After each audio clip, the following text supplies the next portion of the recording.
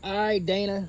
Today is the day we call out the cap. But hey, it's your boy DHP, and y'all know the rest, man. And welcome, man, to my weekend recap.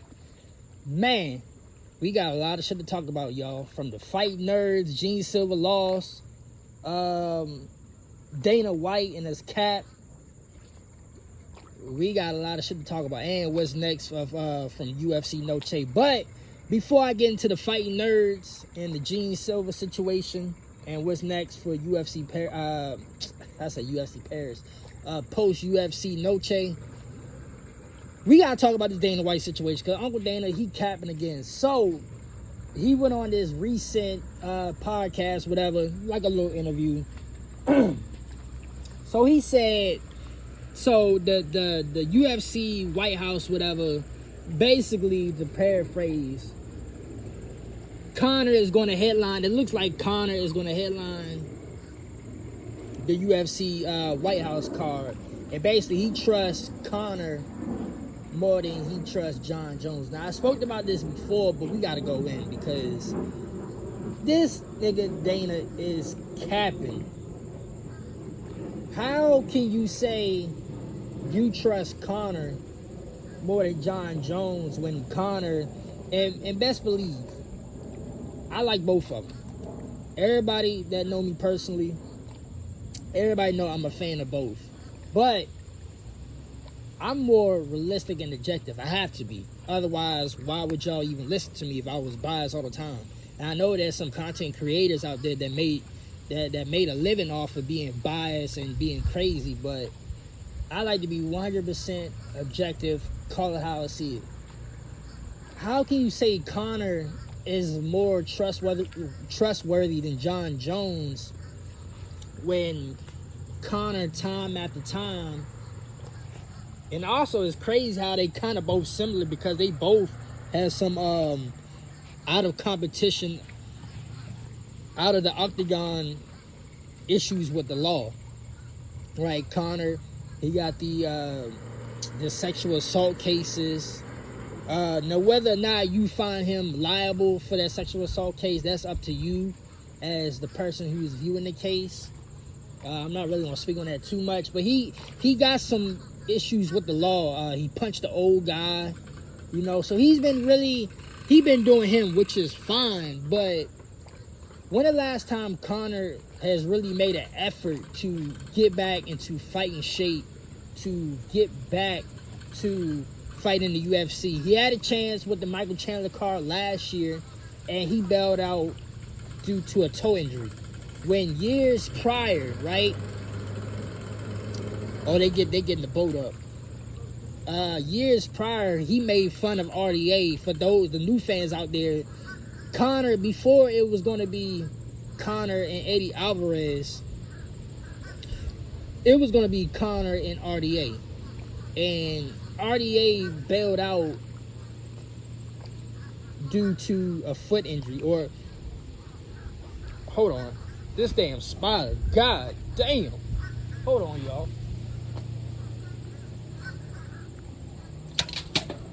God damn, that spider.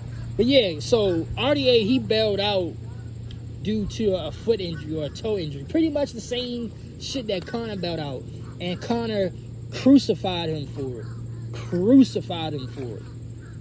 Now, fast forward years later, 2024, Conor bails out the Michael Chandler fight with the same thing. Even Michael Chandler said, Conor, him showing up is really debatable at this point. Conor bails out with the same injury almost that RDA had, but we supposed to give him an excuse? Come on now. Jon Jones has more of recent activity in the octagon than Conor.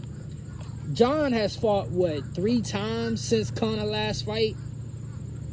He fought Ciryl Gane. No. He has 2 fights. Jon Jones has 2 fights as recent activity. He fought Ciryl Gane, and then he fought Stipe, right? He would have fought Stipe early, but we all know what happened with that. He tore his pectoral muscle. That was Jon's first major injury in so long. But those are 2 fights. Last time Conor really fought in the UFC, was what? Dustin Poirier? Like, I'm pretty sure that Dustin Poirier fight was like the last time we seen Conor. The trilogy fight. But in that span of time, Jon Jones has gotten more activity time than Conor. So it's like, how can you say, and we all know the BS with Jon Jones and Tom Aspinall.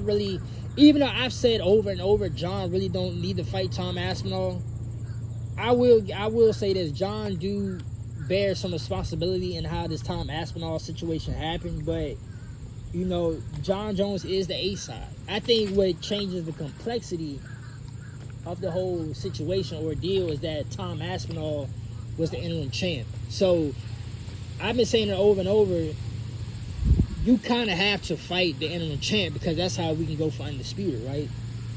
But to say that Conor is more trustworthy than Jon Jones is not true at all. Like, if anything, you can say they both not trustworthy. Because even after Conor bailed out the Michael Chandler fight and Alex Pereira had to save the UFC ass once again by stepping in short notice, Conor didn't even make an effort. He didn't even make an effort to try to get back into fighting shape. That fight was supposed to be rescheduled for sometime this year, and we're not even going to get nowhere near that timetable. He was supposed to come back, and they were supposed to fight either early this year or like late that year, because the fight was like what? I gotta go check the timetable, but the fight was like mid-summer. It was supposed to be like mid-summer, like early fall. So that fight was supposed to get rescheduled for like early this year or like towards the end of 2024, like December. And Michael Chandler has got a fight in. He actually got 2 fights in since the Conor McGregor booking. So you can't really say Conor McGregor is more trustworthy than Jon Jones. They both on the same level field. Like, if you want to say Jon Jones is trustworthy, fine. I'm not going to debate you on it. But to say Conor is more trustworthy than Jon, no, not at all. To me, they both untrustworthy. To be completely fair and objective, they both untrustworthy. So I honestly, bro, to keep it a buck, I would not have Conor. If Conor wants to be on that White House card, he would have to be co-main event. I'm sorry. Now I know everybody likes Conor. I like Conor. We want to see Conor back in the octagon. But to be on the business side of things, to save my own ass, Conor got to be co-main. Like, the main event, to me, would have to be a future star. Like, instead of going back to somebody like a Conor McGregor, this would be the perfect opportunity to have one of your future stars headline to make him even a better star. Because what's the point of, and I hate when sports organizations do this, or like a team do this, they always cater to the cash cow veteran just because he's still that quote-unquote household name. But at the same time, you're devaluing your future star. And granted, yeah, this is the UFC White House, so more than likely this is going to be an all-American based card. Like, you want to, like, kind of like how they do like in UFC Paris, or like a London card, where you have like all the British fighters, or even a Brazil card when you have majority Brazilians on the card. This is going to be like an American-based card where you're going to have all Americans, right?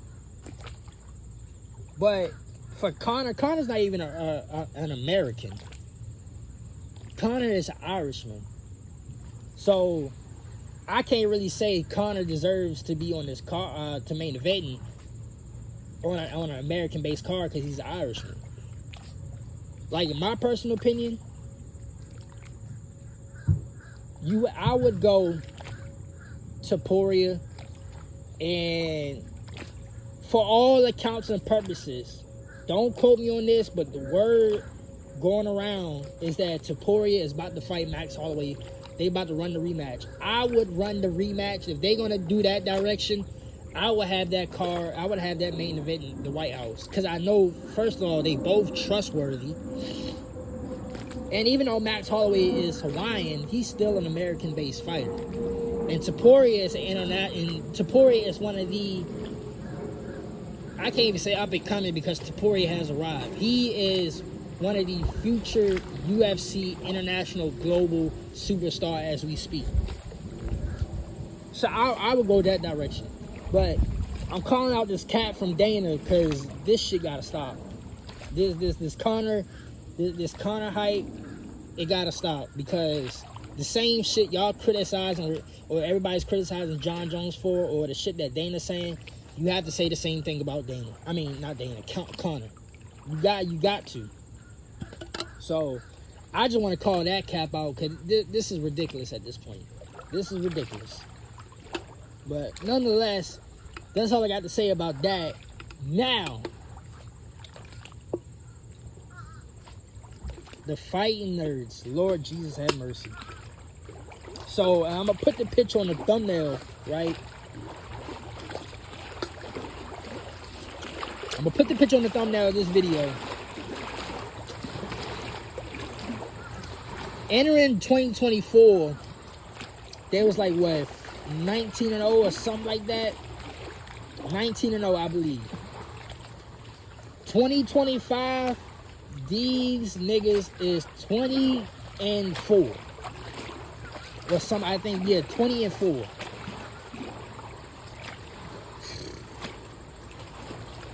Then I seen Gene Silver. He made a video yesterday. You know, his I guess he went on his Instagram and he pretty much broke his silence. Like, what went wrong? I can tell you right now, the fight nerds, and I've been saying it like the past 2 weeks, this reality check that y'all done gotten the past like 2 weeks, y'all niggas need to work on grappling. Just, I don't want y'all to do nothing else. This is how you fix it. This is how you turn this ship around. Work on your grappling. I don't care what anybody say. I mean, everybody has their own preference, their own opinions about what is the best base for mixed martial arts. My personal opinion, because we've seen it over through the years, and even now in 2025, in this new era of the UFC, the best base for mixed martial arts is jiu-jitsu, Brazilian jiu-jitsu, or wrestling. And you know why? Because some of these niggas that are grappling base, they know how to box and they know how to kickbox. This ain't the old days of the UFC when I was watching, where some of these guys are just purely wrestling base, and yeah, their boxing was mediocre, but grappling was a specialty. These niggas nowadays are more well-rounded. Not only can they wrestle, but they can piece you up. They know how to box. They know how to kickbox. They know how to set up their 1-2, their combinations. They know how to use their feints to get you a certain position, and they counter back with a nice hook or a cross or a head kick. And they can grapple their ass off. So if you want to take the fight to the ground, they top game, and it's out of this world. This is not the same UFC where it was like Tito Ortiz or the Damian Mayas or what was a good one? Chael Sonnen. Chris Weidman, he can strike a little bit, but Luke Rockhold is more like, Luke Rockhold falls in the line of like what I was talking about, being overall rounded. Like these, it ain't the days like the Chael Sonnens, the Tito Ortiz. Like, this is a new era of the UFC where everybody's pretty much well-rounded. Even Cam Zat, to a degree. Cam Zat boxing is it's not, like, the best, but his boxing is underrated, and he got power. So, if he want to put your lights out, he will. Bro, the best base is jiu-jitsu, BJJ, and wrestling. And you know why? Because if you get the grappling on point, it is real easy to grasp Muay Thai. I wouldn't say it's easy because no discipline is real easy, but you would have more of a quick, how can I want to say this or rephrase it? It will be, you can pick up Muay Thai, boxing, and kickboxing at a faster rate than you will with jiu-jitsu, BJJ, and wrestling. Because those take a long time. Even now, Amanda Nunes spoke about this too. Like, even at her stage of her career, wrestling is always a challenge. Like, they're always trying to improve and perfect their wrestling. Wrestling takes a long time. Just even like the basic wrestling, jiu-jitsu, BJJ, like it takes a long time, like 3 to 5 to 6 years at minimum. Kickboxing, boxing, Muay Thai, I mean, it still take a while, but you can pick it up at a faster rate. So it's easier, and Topuria said it. Like wrestling, and he's go back to the Joe Rogan podcast. Wrestling, it takes a long time. It takes a long time. Boxing, he gotta wait. He got boxing down quick. But wrestling and grappling in general, it takes a long time. So, my personal opinion, not sound like it broke the record here, but grappling, wrestling, BJJ, and jiu-jitsu,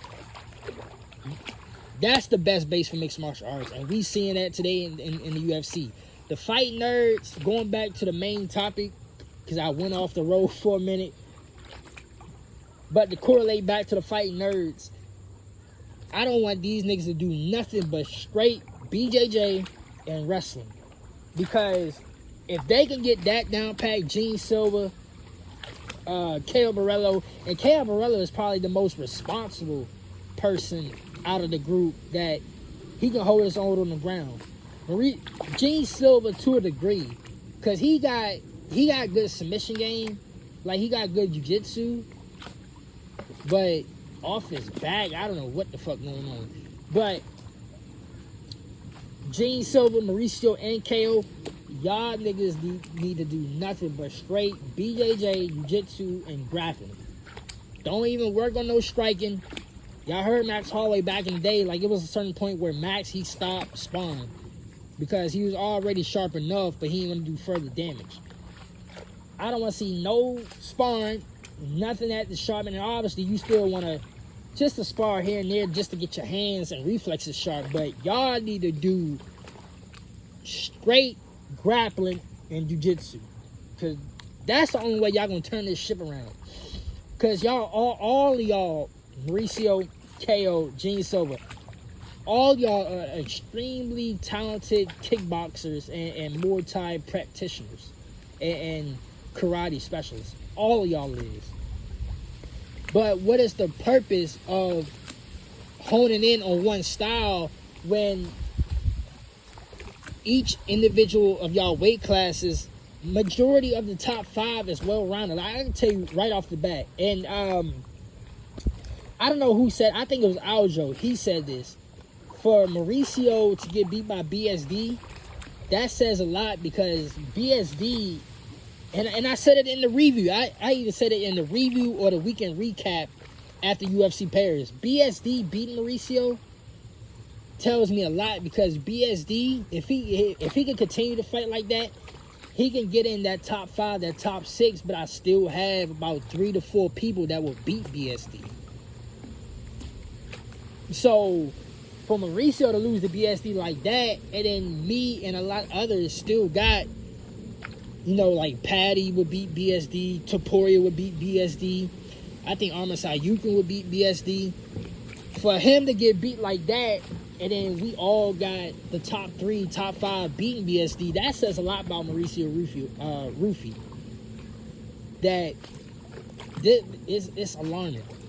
It is alarming. He cannot be inside, or where we think he could be, he cannot be in that category until he fix what he need to fix, because he already lost to somebody that has a strong meta style, but he's not good enough to even take that style to the next level. Like at this point, with it, and I think I said it in my other video, Mauricio talking shit to Topuria after what we saw with BSD, Topuria would probably put Mauricio lights out, to be quite honest with you, because Topuria, he will box your head off, but he mixing his wrestling in too. And he's not going to finish Mauricio on the ground, but he's going to beat Mauricio on the ground to the point where Mauricio's going to be thinking about that ground, and then Topuria already got power enough. And then you think about somebody like Arman Sayukin. Think about this. Think about when Islam come back to lightweight. When Islam come back to lightweight, Mauricio is definitely fucked. Never mind Topuria, Paddy, Arman Sayukin. Islam come back to the lightweight, he's definitely fucked. So, and Gene Silver is the same way, because you think about somebody like Leron Murphy. He's more striking base, but he got some grappling with him too. Now, Gene Silver, that featherweight division, other than Movsar Evloev and Aljo, Gene Silver has the easiest weight class because everybody else just like to strike. But then you got somebody like Volk. Volk, he can mix in his grappling too. So he's well over-rounded. KO, we already know what's going on in the middleweight. Because if he lost to Nasruddin Imov, and Nasruddin didn't even implement grappling, what you think Cam's at or somebody like Fluffy would do? Now, I said it before, I think KO is going to get booked in a fight with Brendan Allen. So that will be the first test to see if he can be successful against a grappling-based style. Because Brendan Allen is kind of like middleweight's BSD. Like, they can grapple, and they have a strong meta style, but I still had people beating Brendan Allen with that same style. So, the fight nerds in general, y'all need to work on y'all grappling, jiu-jitsu, and Brazilian jiu-jitsu, because what y'all doing now, this ain't cutting it. Carlos Parati's the same thing. Now, Carlos, it's kind of in between, because there's some people that will strike with him, but then you got other folks that's going to mix in some grappling too. So they just got I'm gonna keep saying it because it has to be emphasized. They need to work on grappling. There's no other way around it. They need to work on grappling, because there is no way how Mauricio and Gene Silver got beat back-to-back weeks, 2 weeks in a row, got beat by the same way. And Diego Lopez, yeah, he's kind of good on the ground, but he's really not known for his groundwork. He can do some work on the ground, but it's not like a Movsar Evloev, where Movsar, that's all he tried to do is get your ass to the ground and work off the ground. Diego like the stand and bang. If he needs to go to the ground, he's gonna go to the ground with you, but he likes to stand and bang. So there was no reason why Gene Silver and Gene. I'm gonna say the same thing I said in the review. That fight was legit, like the definition of there's levels to this shit. Cause how the fuck did Gene Silver beat Bryce Mitchell in the manner that he did, but then he looked like a complete amateur against Diego Lopez? Somebody got to explain that to me. And this is going back to what I'm saying now. Work on your grappling. But, honestly, now I'm going to get to what's next for Gene Silver. Diego Lopez, now I seen what Aljo said. That low-key do make sense. Aljo and Diego Lopez to fight. And then that would be the winner. The winner of Aljo and Diego Lopez would fight the winner of Volk and Leron Murphy. That kind of makes sense, but what the hell is going on with Movsar Evloev? You know, we need to know what's going on with Movsar, because if anything, I could see Aljo getting like,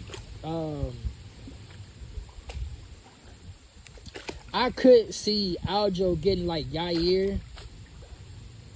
I may gotta check on this. Because I can see Aljo getting Yair, or even like Pitbull. Like Aljo get Pitbull. And then maybe Diego would probably fight like Yair, or even run the rematch back with Marcel Evlov, and the winner of that would be Volk and Leroy Murphy. I think with Gene Silva losing, they definitely running Volk and Leroy Murphy.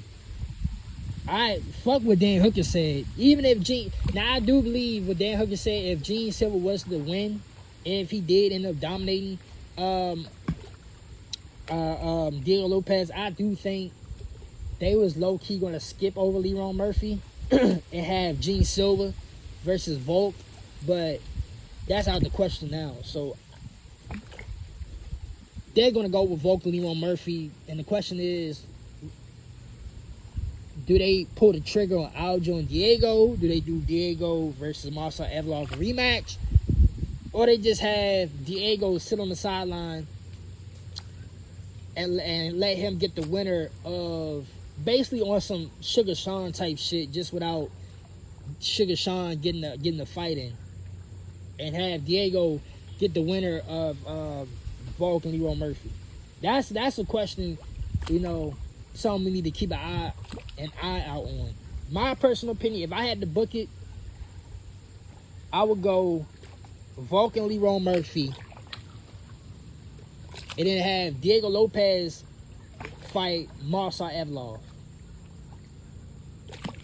I would have them run the rematch back, because really, Marcel Evlov is really the one that needs a title shot. He should have been had a title shot, because I said it before, he's getting the Magomed Ankalaev treatment. But I do see where Marcel is getting skipped over because he's on some bullshit. But I mean, that's really the fight to make if you really think about it, because Marcel is still ranked number 1, and that's a whole different topic for a different day. So logically wise, he's still ranked number 1.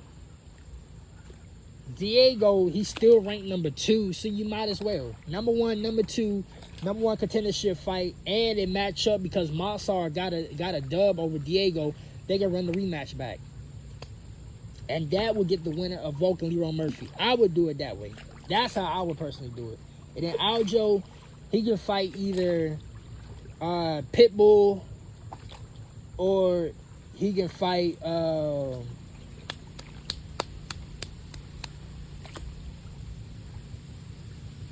either Pitbull or Yair Rodriguez. He can fight one of the two.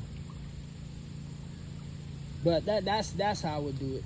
Now Gene Silva,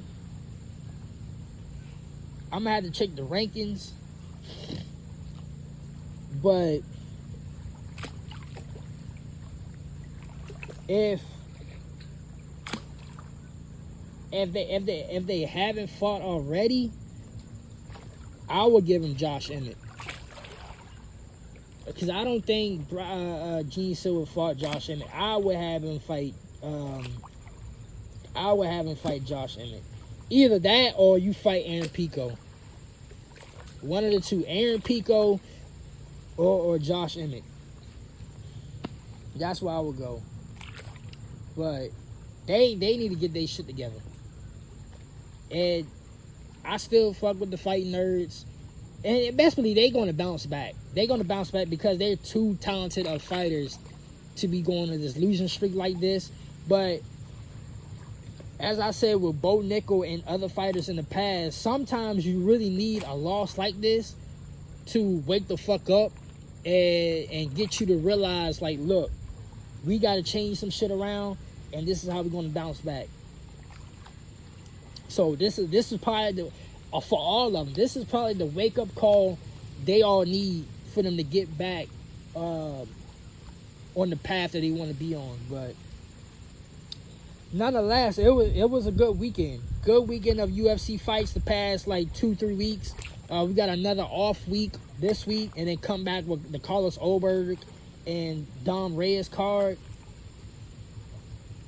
And then so I'm gonna drop some new content this week while we on this off break. So y'all stay tuned. But hey, man, I think I spoke on everything they need to speak on about Dana White on cap mode, post UFC Noche, the fighting nerds. So it's a, you know what? There is one more thing I need to talk about, but I'm gonna talk about that in another specific video, because we gotta I gotta do part 3 and 4 on weight cutting, because Kelvin Gastelum, once again, he missed weight, but that's gonna be its own separate video. I need to speak about this in particular. So yeah, man, until my next video, I'm gonna holler at y'all niggas later, man.